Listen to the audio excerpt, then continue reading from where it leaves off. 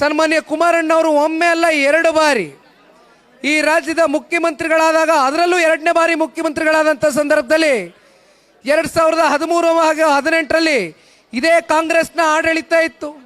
ಇಂದಿನ ಮುಖ್ಯಮಂತ್ರಿಗಳೇ ಅಂದು ಮುಖ್ಯಮಂತ್ರಿಗಳಾಗಿದ್ದರು. ಸಾಕಷ್ಟು ಆತ್ಮಹತ್ಯೆಗಳ ಪ್ರಕರಣ, ರೈತಾಪಿ ವರ್ಗ ನೇಣಿಗೆ ಶರಣಾಗಿರ್ತಕ್ಕಂಥದ್ದು ಸಾಕಷ್ಟು ನಾವು ನೋಡಿದ್ವು. ಆ ಸಂದರ್ಭದಲ್ಲಿ ಸನ್ಮಾನ್ಯ ಕುಮಾರಣ್ಣ ಅವರು ಒಂದು ಮಾತನ್ನ ಕೊಟ್ಟರು, ಸಂಪೂರ್ಣವಾಗಿ ರೈತರ ಸಾಲ ಮನ್ನಾ ಮಾಡ್ತೇನೆ, ಒಮ್ಮೆ ನಮಗೆ ಸಂಪೂರ್ಣ ಬಹುಮತದ ಆಶೀರ್ವಾದವನ್ನು ಮಾಡಿ ಒಂದು ಸರ್ಕಾರವನ್ನು ಕೊಡಿ. ಕನ್ನಡ ನಾಡಿನ ಜನತೆಗೆ ಸನ್ಮಾನ್ಯ ಕುಮಾರಣ್ಣ ಅವರು ಕೇಳ್ಕೊಂಡ್ರು. ಆದರೆ ನಮಗೆ 113 ಸ್ಥಾನ ಎಂದು ಕೂಡ ಬರಲಿಲ್ಲ. ನಮಗೆ ಇಲ್ಲಿವರೆಗೂ ಬಂದಿರತಕ್ಕಂಥದ್ದು 2018ರಲ್ಲೂ ಕೂಡ ಕೇವಲ 37 ಸ್ಥಾನ. ಬಹಳ ಸುಲಭವಾಗಿ ಕುಮಾರಣ್ಣ ಅವರು ಹೇಳ್ಬೋದಾಗಿತ್ತು, ಇಲ್ಲಪ್ಪ ನಾವು ಸಂಪೂರ್ಣ ಬಹುಮತದ ಸರ್ಕಾರ ಬಂದರೆ ಮಾತ್ರ ರೈತರ ಸಾಲ ಮನ್ನಾ ಮಾಡ್ತೇನೆ ಅಂತ ಮಾತನ್ನ ಕೊಟ್ಟಿದ್ದೆ. ಈಗ ನನಗೆ ಆ ಶಕ್ತಿ ಉಳಿದಿಲ್ಲ ಅಂತಕ್ಕಂಥದ್ದನ್ನ ಸನ್ಮಾನ್ಯ ಕುಮಾರಣ್ಣ ಅವರು ಹೇಳಲಿಲ್ಲ. ಅದರ ಬದಲಾಗಿ ಅವ್ರು ಕೊಟ್ಟಂತ ಮಾತನ್ನ ಬಹುಶಃ ಈ ದೇಶದ ಇತಿಹಾಸದಲ್ಲಿ ಯಾವುದಾದ್ರೂ ರಾಜ್ಯದ ಮುಖ್ಯಮಂತ್ರಿಗಳು ರೈತರ ಪರವಾಗಿ ಕೊಟ್ಟಂತ ಮಾತನ್ನ, ರೈತರು ಸಂಕಷ್ಟದಲ್ಲಿದ್ದಂಥದ್ದನ್ನ ಗಮನಿಸಿ ರೈತರನ್ನ ಹೇಗಾದ್ರೂ ಸಂಕಷ್ಟದಿಂದ ಪಾರು ಮಾಡಬೇಕು ಅಂತಕ್ಕಂಥದ್ದನ್ನ ಸನ್ಮಾನ್ಯ ಕುಮಾರಣ್ಣ ಅವರು ಅವತ್ತು ತಗೊಂಡಂತ ಒಂದು ನಿರ್ಧಾರ. 25,000 ಕೋಟಿಗೂ ಹೆಚ್ಚು ರೈತಾಪಿ ವರ್ಗದ 7.5 ಕೋಟಿ ಕನ್ನಡಿಗರಲ್ಲಿ ಎಷ್ಟು ಜನ ರೈತರಿದ್ದಾರೋ ಎಲ್ಲ ರೈತರಿಗೂ ಕೂಡ ರಾಷ್ಟ್ರೀಕೃತ ಬ್ಯಾಂಕ್ಗಳಲ್ಲಿ, ಸಹಕಾರಿ ಸಂಘ ಬ್ಯಾಂಕ್ಗಳಲ್ಲಿ ನೀವೇನು ಸಾಲವನ್ನು ತೆಗೆದುಕೊಂಡಿದ್ರಿ ಎಲ್ಲವನ್ನ ಸಂಪೂರ್ಣವಾಗಿ ಸಾಲವನ್ನು ಮನ್ನಾ ಮಾಡಿರ್ತಕ್ಕಂಥದ್ದು ನಿಮ್ಮ ಮನೆ ಮಗನಾದಂಥ ಸನ್ಮಾನ್ಯ ಕುಮಾರಣ್ಣ. ಹಾಗಾಗಿ ನಾನು ನಿನ್ನೆ ದಿನ ಹೇಳಿದೆ ಕುಮಾರಣ್ಣ ಅವರಿಗೆ, ಈ ರೀತಿ ಇವತ್ತು ಹಿರಿಯೂರಿನಲ್ಲಿ ಕಾರ್ಯಕ್ರಮವನ್ನು ಇಟ್ಕೊಂಡಿದ್ದೀನಿ ಅಂತ. ಆಗ ಅವರು ಭದ್ರಾ ಮೇಲ್ದಂಡ ಯೋಜನೆ ಬಗ್ಗೆ ನಾನು ಈಗ ತಾನೇ ಮಾತನಾಡ್ಬೇಕಾದ್ರೆ ನಮ್ಮ ಮುಖಂಡರುಗಳೆಲ್ಲ ಹೇಳಿದರು, ಅದ್ರ ಬಗ್ಗೆ ನೆನೆಸ್ಕೊಂಡ್ರು. ಆದರೆ ಏನವರು ಶಂಕುಸ್ಥಾಪನೆಯನ್ನು ಮಾಡಿ ಹಣಕಾಸನ್ನು ಇಟ್ಟು ಸನ್ಮಾನ್ಯ ಕುಮಾರಣ್ಣ ಅವರು ಮೊದಲನೇ ಬಾರಿ ಮುಖ್ಯಮಂತ್ರಿ ಆದಾಗ ಮೊದಲನೇ ಹಂತಕ್ಕೆ ಚಾಲನೆ ಕೊಟ್ಟರು. ಆದರೆ ಇವತ್ತು ಎಲ್ಲಿಗೆ ಬಂದು ನಿಂತಿದೆ, ಸಂಪೂರ್ಣವಾಗಿ ಏನಾದರೂ ಕಾಮಗಾರಿಗಳು ಮುಕ್ತಾಯ ಆಗಿದೆಯಾ, ಎಲ್ಲವೂ ಕೂಡ ಕಾರ್ಯಗತಕ್ಕೆ ಬಂದು ನಿಂತಿದೆಯಾ, ರೈತರು ಈ ಜಿಲ್ಲೆನಲ್ಲಿ ನಮ್ಮ ತಾಲೂಕಿನಲ್ಲಿ ಸಂಕಷ್ಟದಿಂದ ಹೊರಗಡೆ ಬಂದಿದ್ದಾರಾ? ಇವತ್ತಿಗೂ ಕೂಡ ಅದೇ ಸಂಕಷ್ಟದ ದಿನಗಳಲ್ಲಿ ನಮ್ಮ ರೈತರು ಪ್ರತಿನಿತ್ಯ ಎದುರಿಸ್ತಾ ಇದ್ದಾರೆ.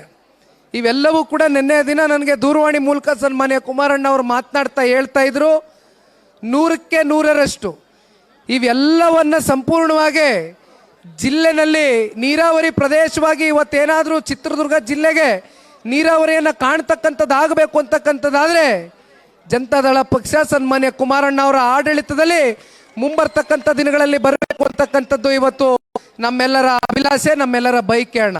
ಹಾಗಾಗಿ ಇವತ್ತು ವಿಶೇಷವಾಗಿ ಹಿರಿಯೂರು ತಾಲೂಕಿನಲ್ಲಿ ಈ ಒಂದು ಸಭೆ ನಡೀತಾ ಇದೆಯಣ್ಣ. ಒಂದು ಈ ಪಕ್ಷದ ಕಾರ್ಯಕರ್ತನಾಗಿ ನನಗೆ ಸಂಪೂರ್ಣ ಆತ್ಮವಿಶ್ವಾಸ ಇದೆ. ಹಿರಿಯೂರು ತಾಲೂಕಿನಲ್ಲಿ ಇನ್ನೊಂದು ಬಹಳ ಮುಖ್ಯವಾದಂಥ ಒಂದು ವಿಚಾರ ನಿಮ್ಮ ಮುಂದೆ ಪ್ರಸ್ತಾವನೆಯನ್ನು ಇಟ್ಟುಬಿಡ್ತೇನೆ. ಈ ಭಾಗದಲ್ಲಿ ಚಿತ್ರದುರ್ಗದಲ್ಲಿ ವಿಶೇಷವಾಗಿ ಹಲವಾರು ತಾಲೂಕುಗಳಲ್ಲಿ ಕಾಡುಗೊಲ್ಲರ ಸಮುದಾಯ ಬಹಳ ದೊಡ್ಡ ಸಂಖ್ಯೆಯಲ್ಲಿ ಇರ್ತಕ್ಕಂಥದ್ದು. ಈಗಾಗಲೇ ಬಹುಶಃ ನೀವು ಪತ್ರಿಕೆಗಳಲ್ಲಿ, ಮಾಧ್ಯಮಗಳಲ್ಲಿ ಪ್ರತಿನಿತ್ಯ ಓದಿರ್ತೀರಿ. ಸನ್ಮಾನ್ಯ ದೇವೇಗೌಡರು ಸಾಹೇಬರು ಈಗಾಗಲೇ ಕೇಂದ್ರದ ಭಾರತೀಯ ಜನತಾ ಪಾರ್ಟಿಯ ನಾಯಕರ ಜೊತೆ ವಿಶೇಷವಾಗಿ ನಮ್ಮ ದೇಶದ ಗೌರವಾನ್ವಿತ ಪ್ರಧಾನಮಂತ್ರಿಗಳ ಜೊತೆಯಲ್ಲಿ ಕೂತು ಮಾತನಾಡಿದ್ದಾರೆ.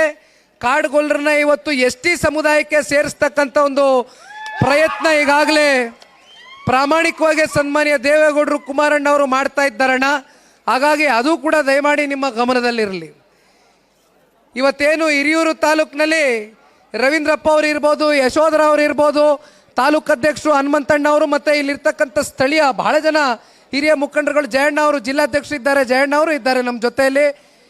ಇವರೆಲ್ಲರೂ ಕೂಡ ಇವತ್ತು ಒಗ್ಗಟ್ಟಿನಿಂದ ತಾಲೂಕಿನಲ್ಲಿ ಈ ಪಕ್ಷವನ್ನು ಕಟ್ಟು ಬೆಳೆಸ್ತೇವೆ ಅಂತಕ್ಕಂಥ ನಿರ್ಧಾರವನ್ನು, ಅಚಲವಾದಂಥ ದೃಢ ಸಂಕಲ್ಪವನ್ನು ಇವತ್ತಿಂದ ತೊಟ್ಟಿದ್ರೆ 100ಕ್ಕೆ 100ರಷ್ಟು ತಾಲೂಕಿನ ಜನತೆ ಜನತಾದಳ ಪಕ್ಷವನ್ನು 100ಕ್ಕೆ 100 ರಾರಾಜಿಸ್ತಕ್ಕಂಥ ದಿನ ಬಹಳ ದೂರ ಇಲ್ಲ ಅಂತಕ್ಕಂಥದ್ದು ಕೂಡ ನಾನು ಈ ಸಂದರ್ಭದಲ್ಲಿ ನಂಬಿಕೆಯನ್ನು ಇಟ್ಕೊಂಡಿದ್ದೇನೆ. ನಮ್ಮ ಕರ್ನಾಟಕ ರಾಜ್ಯದಲ್ಲಿ ಕಳೆದ ವರ್ಷದ ನೀಟ್ ಮತ್ತು ಐಐಟಿ ಜೆಇಇ ಪರೀಕ್ಷೆಯಲ್ಲಿ ಸಾವಿರಾರು ಉಚಿತ ಮೆಡಿಕಲ್ ಹಾಗೂ ಐಐಟಿ ಸೀಟ್ಗಳನ್ನು ನೀಡಿರುವ ನಮ್ಮ ಹೆಮ್ಮೆಯ ಎಕ್ಸೆಲ್ ಅಕಾಡೆಮಿಕ್ಸ್ ವಿದ್ಯಾಸಂಸ್ಥೆಯಾಗಿದೆ. ಒಂದು ವರ್ಷದ ಲಾಂಗ್ ಟರ್ಮ್ ನೀಟ್, ಸಿಇಟಿ ಮತ್ತು ಐಐಟಿ ಜೆಇಇ ದಾಖಲಾತಿ ಪ್ರಾರಂಭವಾಗಿದೆ. ಮೆಡಿಕಲ್ ಅಂದರೆ ಎಕ್ಸೆಲ್, ಎಕ್ಸೆಲ್ ಅಂದ್ರೆ ಮೆಡಿಕಲ್. ನಾನು 86 kg ಇದ್ದವಳು 71 kg ಬಂದಿದ್ದೀನಿ. ವಯಸ್ಸಾದ್ಮೇಲೆ ಸ್ಮಾರ್ಟ್ ಆಗಿ ಕಾಣ್ತೀರಾ ಅಂದ್ರೆ ಜಿನ್ನಿ. 126 kg ವೇಟ್ ಇದ್ದು ನಾವು ಈಗ 114 kg ಲೆಕ್ಕ ಬಂದಿದ್ದೀವಿ. ಯಾವುದೇ ಸೈಡ್ ಎಫೆಕ್ಟ್ ಆಗಿಲ್ಲ. 84ರಿಂದ 50 kg ಬಂದೆ, ಆಮೇಲೂ ಸಣ್ಣಗೆ ಫಿಟ್ ಆಗಿದ್ದೀನಿ. ಅದಕ್ಕೆ ನಾನು ಯೂಸ್ ಮಾಡ್ತಾ ಇರೋದು ಜೀನಿ ಸ್ಲಿಮ್. 84ರಿಂದ 50 kg ಬಂದೆ, ಆಮೇಲೂ ಸಣ್ಣಗೆ ಫಿಟ್ ಆಗಿದ್ದೀನಿ. ಅದಕ್ಕೆ ನಾನು ಯೂಸ್ ಮಾಡ್ತಾ ಇರೋದು ಜೀನಿ ಸ್ಲಿಮ್. ಸಣ್ಣ ಆಗಕ್ಕೆ ಜೀನಿ ಸ್ಲಿಮ್ ಯೂಸ್ ಮಾಡದೆ ಹೆಲ್ದಿನೂ ಅದೇ. ನೀವು ಸಣ್ಣ ಆಗ್ಬೇಕಾ, ಹೆಲ್ದಿ ಆಗ್ಬೇಕಾ? ಹಾಗಿದ್ರೆ ಜೀನಿ ಸ್ಲಿಮ್ ಯೂಸ್ ಮಾಡಿ. ಸಣ್ಣ ಆಗೋದಕ್ಕೆ ಯಾವುದೋ ಪ್ರಾಡಕ್ಟ್ ಹೇಳ್ತಾ ಇದ್ದಾಳೆ, ಏನಾದರೂ ಸೈಡ್ ಎಫೆಕ್ಟ್ಸ್ ಇದೆ ಅಂತ ಯೋಚನೆ ಮಾಡ್ತಾ ಇದ್ದೀರಾ? ಖಂಡಿತ ಇಲ್ಲ, ಯಾಕಂದ್ರೆ ಇದು ಕೆಮಿಕಲ್ ಫ್ರೀ. ಸಣ್ಣ ಆಗಬೇಕು ಅಂದರೆ ಜೀನಿ ಸ್ಲಿಮ್ ಯೂಸ್ ಮಾಡಿ. ಹೆಚ್ಚಿನ ಮಾಹಿತಿಗೆ ಕೆಳಗೆ ಡಿಸ್ಪ್ಲೇ ಆಗ್ತಿರೋ ನಂಬರ್ಗೆ ಕಾಲ್ ಮಾಡಿ.